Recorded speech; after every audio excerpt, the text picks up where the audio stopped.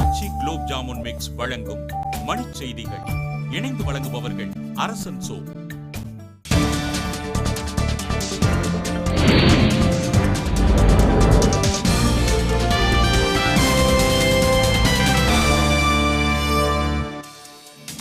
அமெரிக்காவில் வரும் செப்டம்பர் 29ஆம் தேதி பாகிஸ்தான் பிரதமருடன் மன்மோகன் சிங் பேச்சு நடத்த இருப்பதாக தகவல்.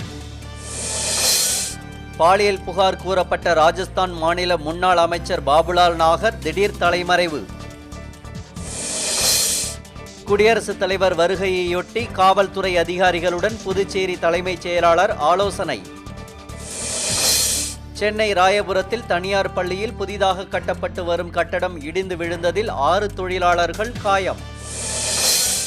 சோழவரத்தில் சிறுமி பாலியல் வன்கொடுமை செய்யப்பட்ட வழக்கில் இறுதி அறிக்கை அளிக்க அரசுக்கு உயர்நீதிமன்றம் ஆணை.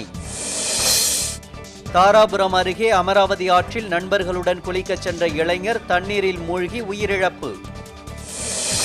புதுக்கோட்டை அருகே சாலையில் சரக்குந்து கவிழ்ந்து விபத்துக்குள்ளானதில் காயமடைந்த 35 பேர் மருத்துவமனையில் அனுமதி.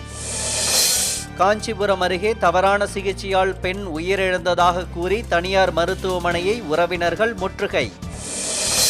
தூத்துக்குடி அருகே எரிவாயு உருளை நிறுவனத்தில் இரவு காவலாளி கத்தியால் குத்தி கொலை. காவல்துறை விசாரணை. நாகை மாவட்டத்தில் 43 குறுவை நெல் கொள்முதல் நிலையங்கள் நாளை முதல் செயல்படும் என ஆட்சியர் அறிவிப்பு. ஆச்சி குலோப் ஜாமுன் மிக்ஸ் வழங்கிய மணிச் செய்திகள். இணைந்து வழங்கியவர்கள் அரசன் சோ.